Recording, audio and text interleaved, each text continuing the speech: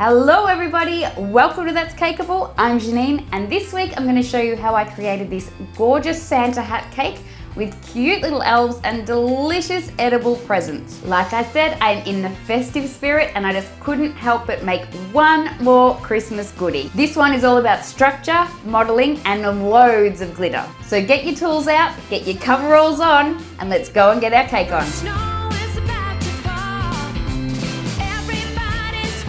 So the first thing I need to do to create this cake is build a very simple structure. Simple, but completely necessary. For the base of this structure, I'm using a 12-inch round, quite thick MDF board. To the bottom of that, I've attached just some cleats so that we've got room for when we screw in our threaded rod and the threaded rod doesn't hit the table. Then of course, I have to attach the threaded rod. So I've drilled a hole through the center of the board, I thread the rod through that hole, and then on either side, I attach it to the board with some screws and some washers.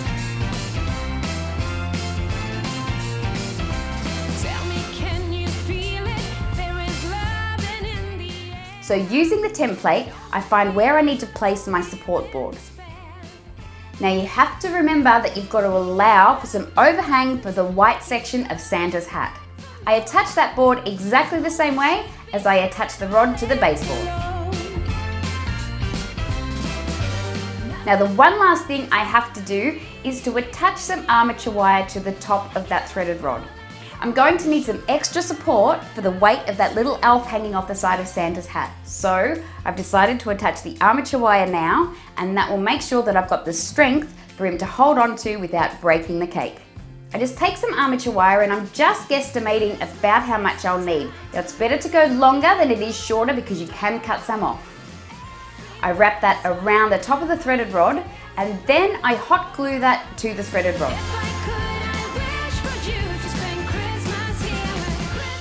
I cover the whole rod in an aluminium tape to make it food safe, including the wire. And there you have your structure ready to start building your cake. Right, now that I've got the structure together, it's time to start building the cake. To make this cake, I've baked 4 different cakes. I baked 2 7-inch cakes, one in pumpkin spice and one in a beautiful almond amaretto. I baked 2 6-inch cakes in the same flavors. I've split all of these cakes into 1-inch layers. I'm going to put some chocolate ganache on the baseboard. Now because I have that wire in the top, I'm going to have to split these cakes in half and stack them together. For added security, I'm going to build these guys in a bit of a Tetris mode. So one with the seam going one way, one with the seam going the other way, so on and so forth. Also, I'm going to fill them with chocolate ganache as I build it up.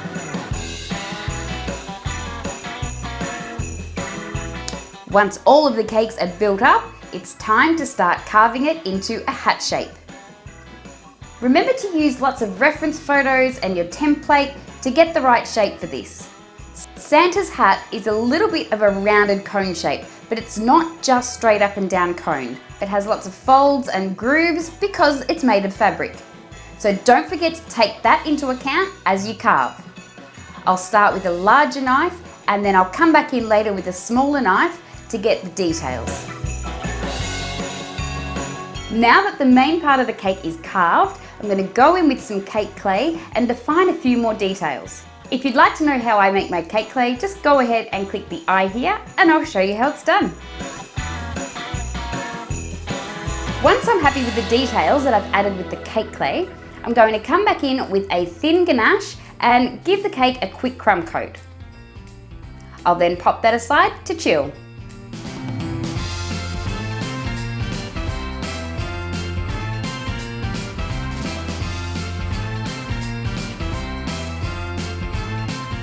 Okay, I've given my Santa's hat a rough ganache coat, I've let it chill for a little while, and now it's time to give it a good ganache coat. I'll use a few different tools for this, just like I did for my first ganache coat. I'll be using some offset spatulas, I'll be using some flexi scrapers, and of course, my trusty hands. Make sure you ganache it until it's nice and smooth. It doesn't have to be 100% perfect because of the finish we're doing, but get it to a pretty good state and then pop it aside to set for a while. Now that this cake has had its good ganache coat, it's ready to cover. So to cover this cake, I'm going to roll out some white fondant that's large enough to wrap around the cake.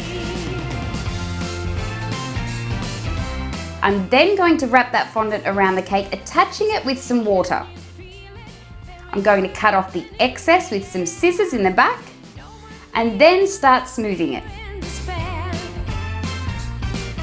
Now the easiest way to smooth an awkward shaped cake like this that has nooks and crannies and crevices is to actually take another piece of fondant and use that as a smoothing tool. Once that's done, I'm going to airbrush the entire thing a very Christmassy red. Make sure that you lay down some sort of protection before you airbrush, otherwise it's going to go everywhere. That's me speaking from experience. I've got my hand down here because I sort of sliced my finger open as I was cleaning up after airbrushing, and you know, occupational hazards.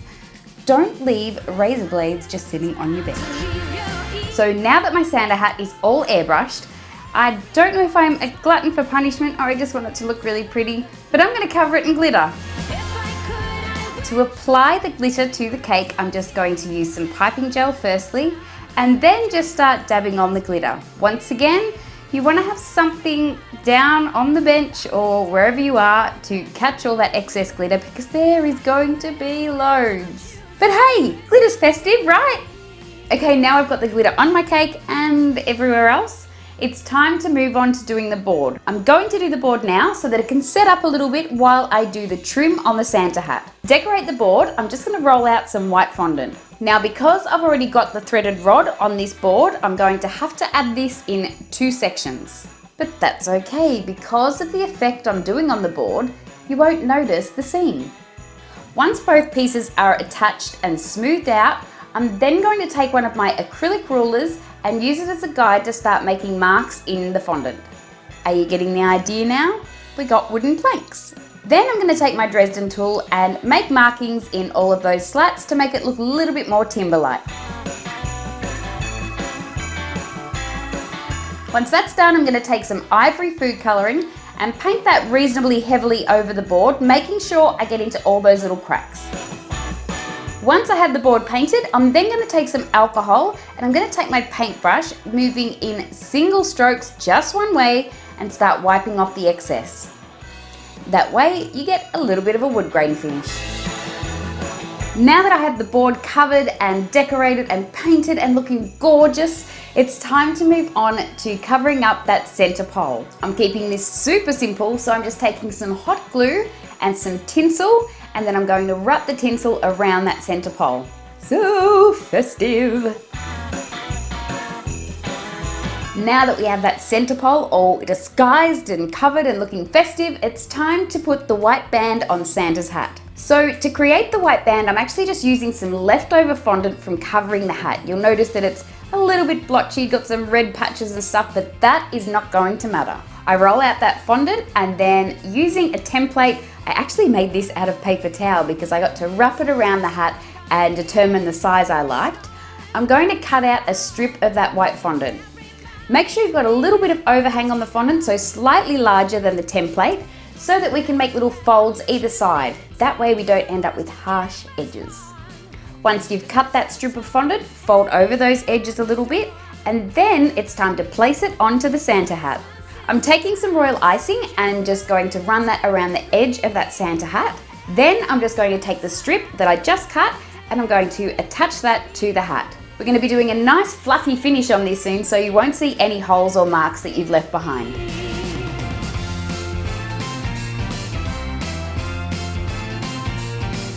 Okay, so now let's get on to making some little decorations for our board. The first things I'm going to make for under Santa's hat are some cute gift wrap presents. To create these presents, I decided to use cake clay once again so that they are completely edible. I lined a baking tray with some cooking spray, then with some plastic wrap, and then I filled that with cake clay. I pressed it all down using a smoother to make sure it was nice and flat on top, and then I popped it in the freezer for 10 minutes. Once it was nice and chilled, I grabbed it back out of the freezer and flipped it out of the tin. Using a square cutter, I decided to cut out 3 squares per gift box. I also cut out 2 round pieces to make a hat box. Once that was done, I gave them a quick ganache coat and popped them back in the freezer to chill for 5 minutes. They came back out and then I gave them a good ganache coat or thereabouts. It's very, very fiddly with such small little squares. Once that ganache coat was done, I once again popped them aside to chill for about 5 minutes. I then decided to use some modelling chocolate in green, red and white to cover these presents. Modelling chocolate is a lot more forgiving than fondant, and because these presents are so tiny, I just decided to go with that instead. To cover the squares, I ended up just draping my modelling chocolate over the top. I pinched all of the edges and then cut them with some scissors. I got a few jagged sides, them being so small and all, but I ended up smoothing them all out, and I think they ended up looking pretty cute. I don't have any footage of it happening, but I just went ahead and covered the round box as I cover a round cake. To decorate the present boxes, I cut out 2 long strips of modelling chocolate in a contrasting colour, and then I attached those to the boxes, crisscrossing over the top with a little bit of water. I took my X-Acto blade and cut a cross in the centre of where those 2 ribbons met, and just took out the excess so that they laid flush on the top of the cake. I cut 2 slightly thicker strips of modelling chocolate, and then I put little V's in the bottom of those and made that into the ribbon for our bow. I just attached that to the top of the present box in the centre with a little bit of water. To create the bows, I cut out rectangles of the modelling chocolate. I folded each end of those rectangles in sort of like an M shape, and then folded over the edges, both top and bottom. Then folded them in half and let those M shapes meet. I pinched them in the centre there and they were ready for their centre part. And for the centre part, I just cut another small rectangle of fondant, folded it over slightly and then wrapped it around the 2 side pieces. To attach the bow to the present, I just used a little bit of water and pressed it on.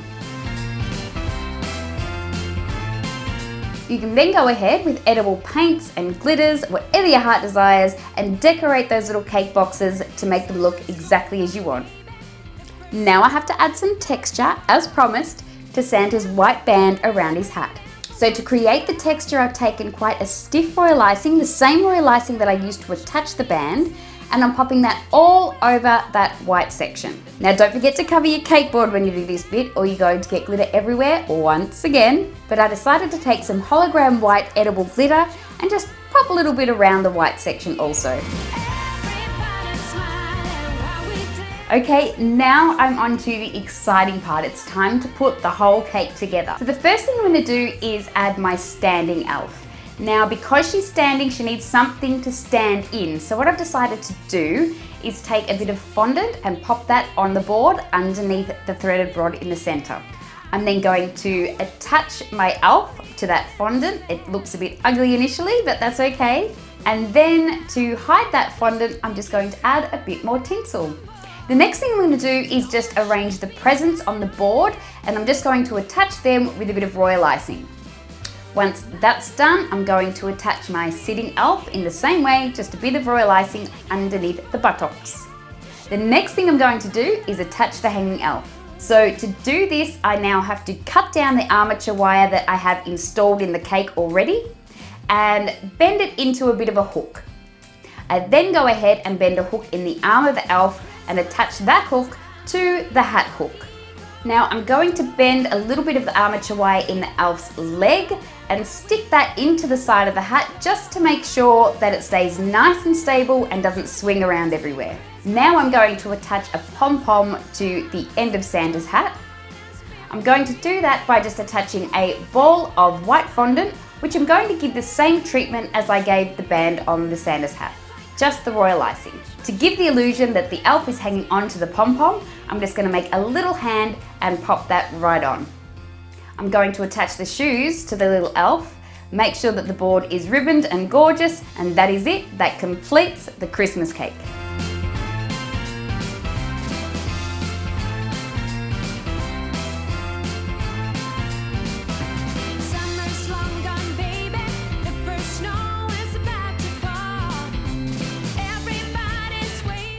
Well guys, thank you so much for joining me again this week. I hope you enjoyed this video. If you did, please don't forget to give it a thumbs up. And if you haven't already, please don't forget to subscribe to my channel and hit that notification bell so you're informed every time I upload new content. Well, this will be my last installment of Christmas themed goodies. I hope you've enjoyed them all. I also hope you have an amazing Christmas. Stay safe, eat lots, be happy, be merry, and I look forward to bringing you some more videos very soon. Remember, you can always check out my other videos in the meantime, and until I see you next time, you know what to do. Go and get your cake on. Merry Christmas!